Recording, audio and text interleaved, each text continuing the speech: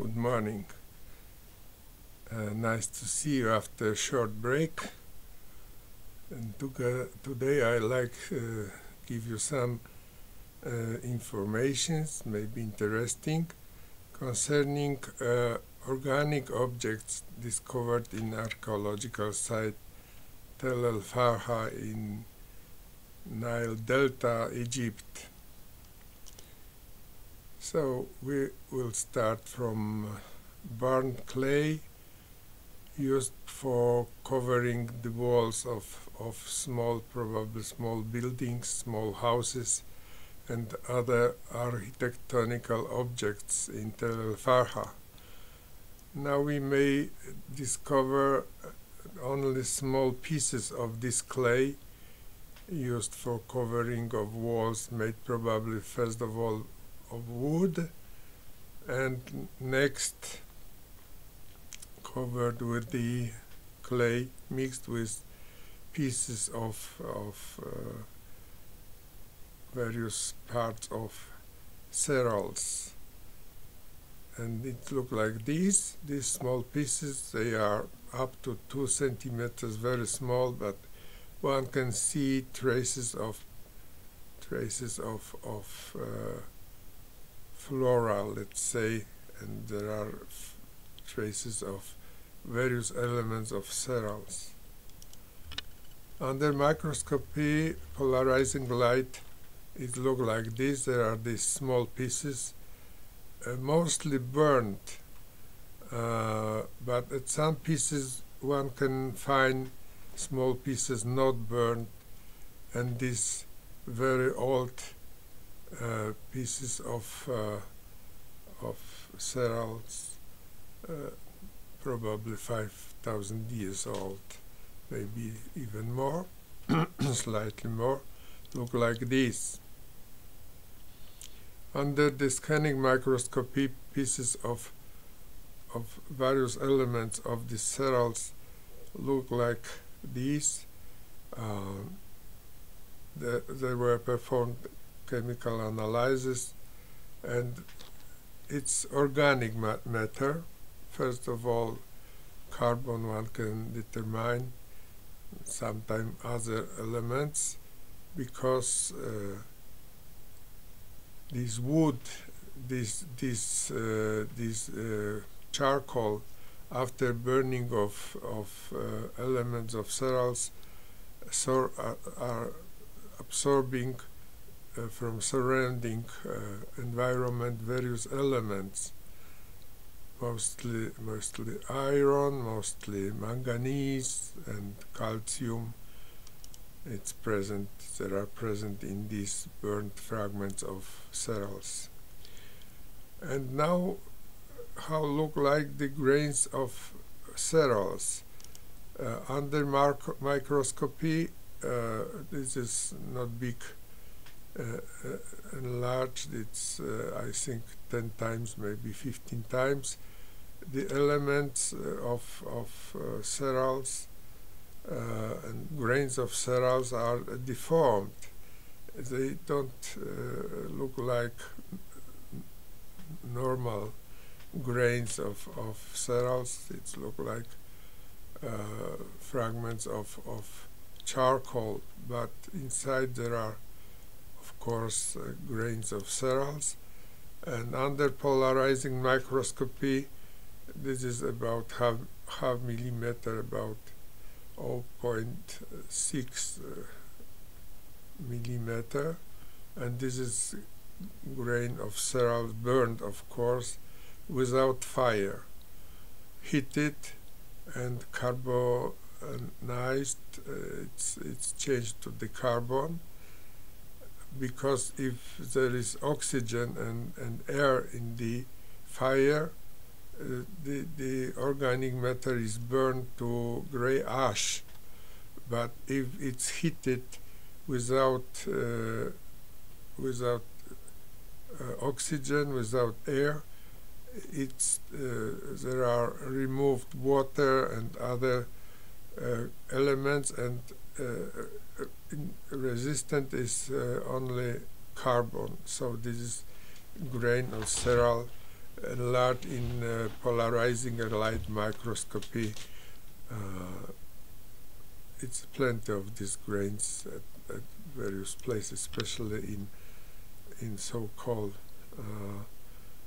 ovens used for baking of bread. And now what we found in the area of presence of ovens for baking of bread, there are relics of these ovens, and you see the trace of the wall made of clay, made of ceramic, let's say, burnt, and this is entrance to this oven, and in central part were ceramic vessels keeping the construction inside, and all oven was covered with the plate cover made of ceramic, burnt, and probably on this cover, heated from the down by fire, were prepared, were baked bread. And it's from Tel El Farkha. This is next. It's plenty in this side. These ovens. This is half of this oven with vessel, and it was put vessel to vessel, and it keeps the cover in the central part of the oven. And from this place was taken the sample of burnt bread. It's completely not similar to contemporary bread, a black spot with small grains of something. We took this to Poland, and I show you photos, what it is, identification. And very similar oven Neolithic for baking of the bread is in Slovakia near the Košice. It's a museum where is well-preserved Neolithic oven in the museum, and its entrance there was put the probably wood or maybe rest of the cereals, and there was cover. The fire and the smoke was removed there, and it was heated, and the bread laying on this cover was baked, was prepared for eating. And as you see, so in Farkha we have only a ring of this ceramic part, the lowest part. We will back. Oh, you see, this is only a ring of this ceramic part, and this is the entrance. So over this was constructed using clay, using NIle sealed oven, and covered with the small cover where was heated the bread.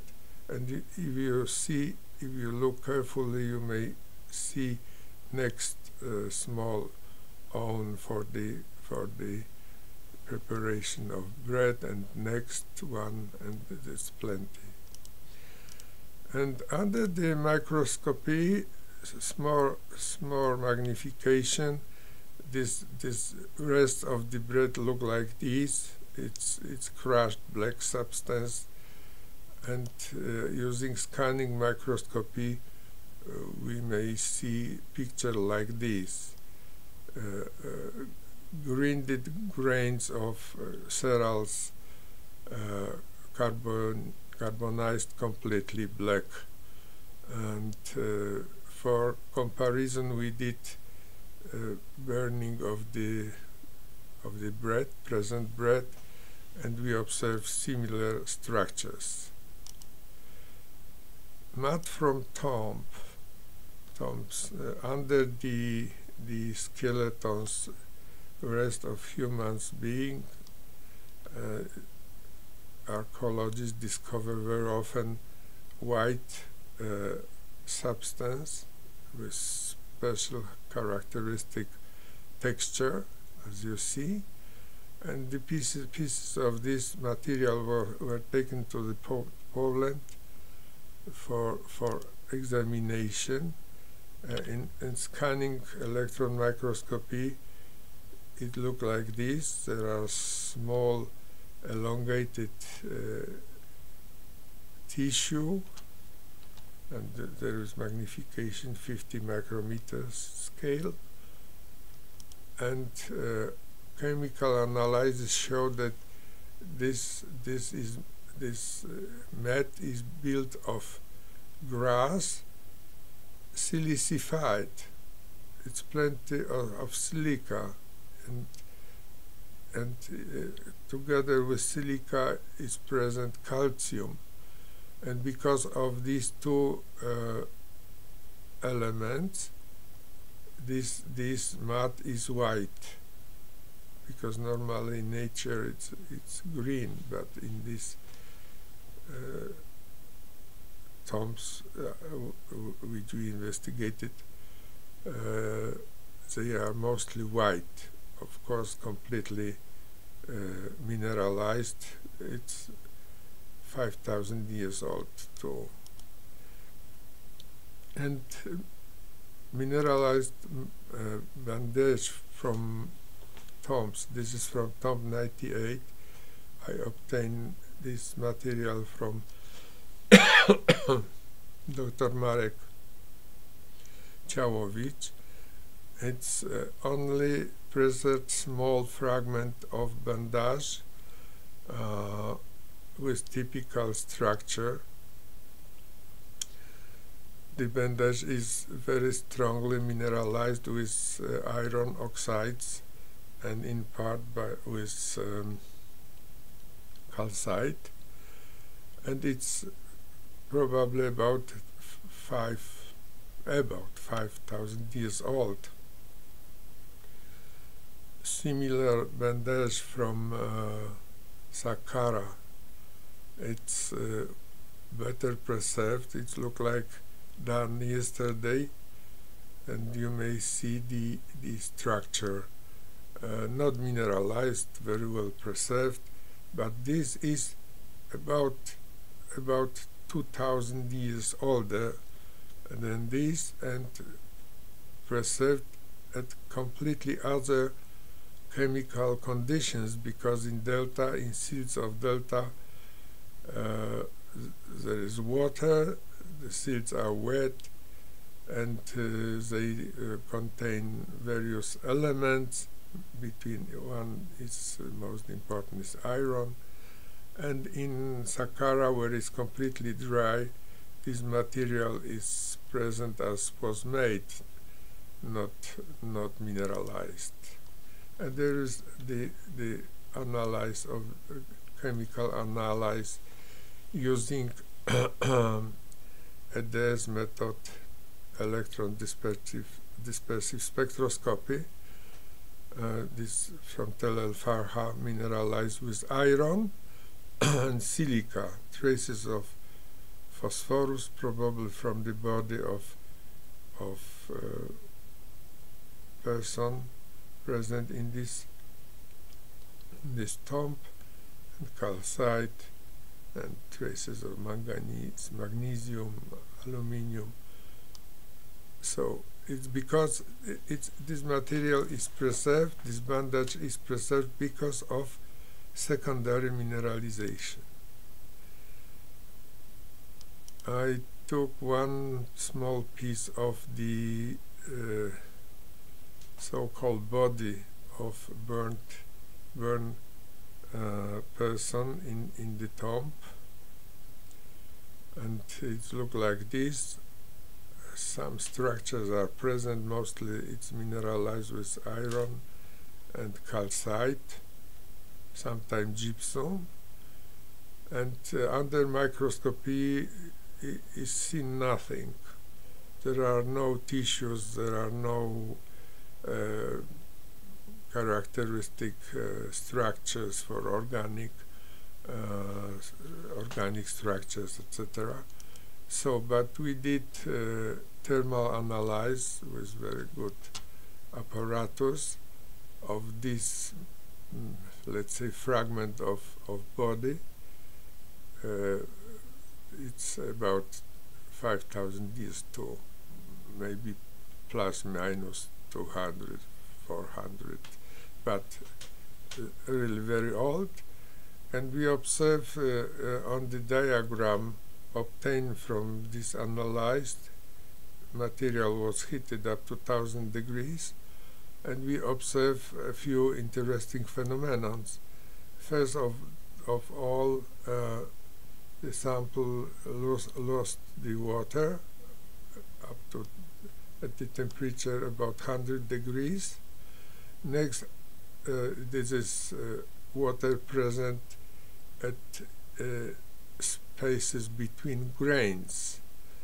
Next, sample lost the water present in the structure of clay minerals, mostly smectite, morlanite. This is this effect. And next we observe effect of burning of organic substance, relics of organic substance, and there are these peaks, one at about between 300, 350, and next effect, next organic substance burned about 600 degrees. And at this moment, sample lost the weight. So this means that traces of organic substance are present in these so-called relics of body from one of tombs in Tel El Farkha. Next, we try to analyze organic substance present on the external wall of ceramic vessels. On many various vessels taken off from tombs, there is dark spots like these, slightly bigger, slightly smaller, but we did examination of this material, and we discovered that it's substance similar to asphalt.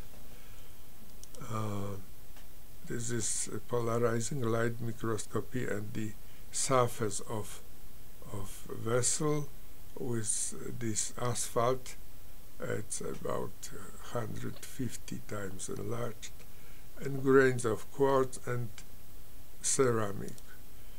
And under scanning microscopy, this substance looked like this. This was long time, it was discussion, what is this and why many of vessels is covered with irregular spots of black substance. And after deduction, after visiting of Cairo Museum, I stated that this black substance, it was asphalt used for covering of material present in vessels, in ceramic vessels which were put to the tombs. At this time they did not covers, so they cover everything what was in vessels they put to the tombs, they cover with the black substance similar to asphalt.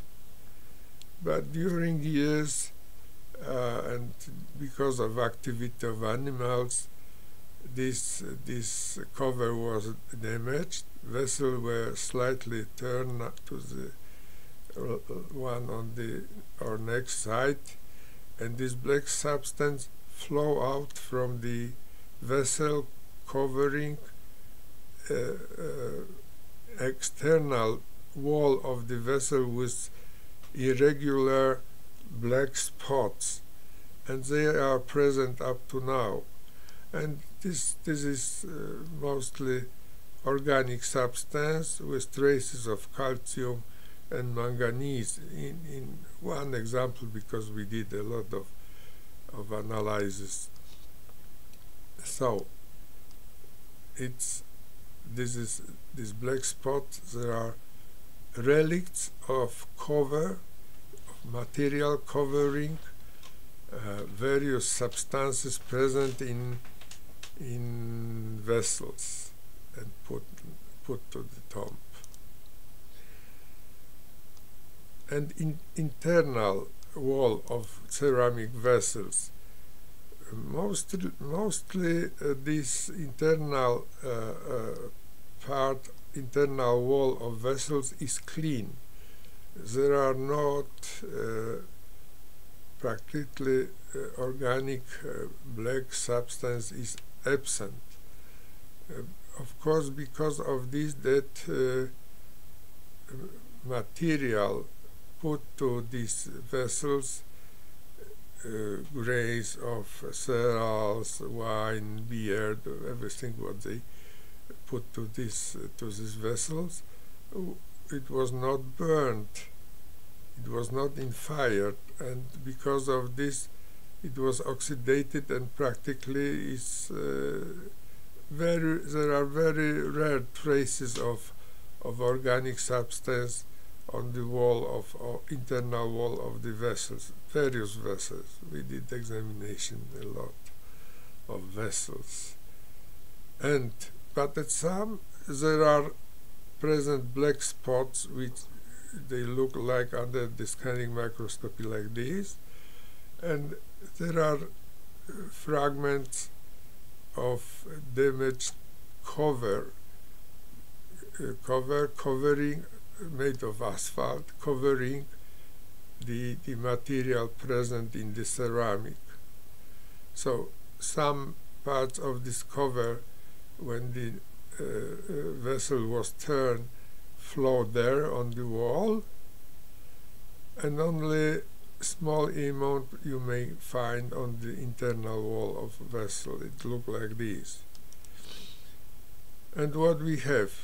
We have carbon, oxygen, traces of phosphorus and calcium, suggesting that in this vessel was something with bones, probably, because phosphorus and calcium, there are elements, mine elements of bones, and manganese and traces of other elements, sulfur, magnesium, not important.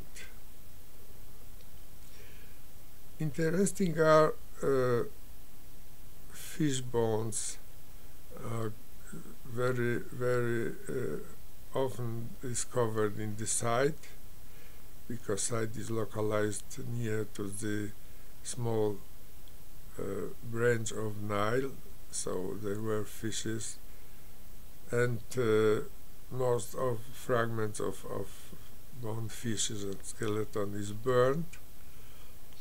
And I tell you some information about fish bones, because about human and other animal bones, it was published in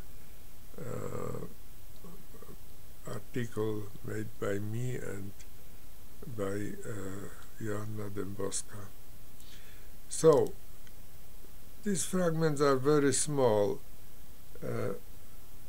There are rare fish bones not burnt like these. There are fragments, of course, but most of fish bones is black and was in fire. So were heated, they prepare fishes in the fire and they consume next. So chemical analysis made using EDS, electron dispersive spectroscopy, showed that still in these fish bones there are phosphorus and calcium, main elements of hydroxyapatite mineral present in human bones, in animal bones. But we have iron, secondary present, and carbon, which is connected with collagen, albumin present in bones. And it's interesting because in not fired bones, fish bones which were not in fire, phosphorus and calcium is preserved still. But we examine black fish bones, evidently burnt in fire. And what is interesting, the structure of these fish bones is changed, and at small holes, small empty places are present forms like these. We did examination, chemical examination, and now we know that it's mostly calcium. It's difficult to say what is genesis of this calcium, and is present carbon and oxygen and traces of magnesium, silica, etc. So this suggests that during the heating in fire there was destruction of hydroxyapatite present in fish bones. Phosphorus was removed and calcium was left on place. It's difficult to say if this all calcium is from hydroxyapatite, or primary mineral of fish bones, or part maybe is secondary crystallizing from underground waters, migrating in the silts of Nile. But phosphorus is evidently removed, no phosphorus. So there are general informations concerning these organic substances present in Tel El Farkha. Of course, in the future is chance find much more finds, interesting objects for analysis. But even this small examination gives additional knowledge concerning organic substances not easy for preservation and not well preserved in most of archaeological sites. These things are really very old, 5,000 about years, and even after this time it's a chance to discover what is this, how processes developed, and so this I like to tell you and wish you all the best. Thank you for listening. Goodbye.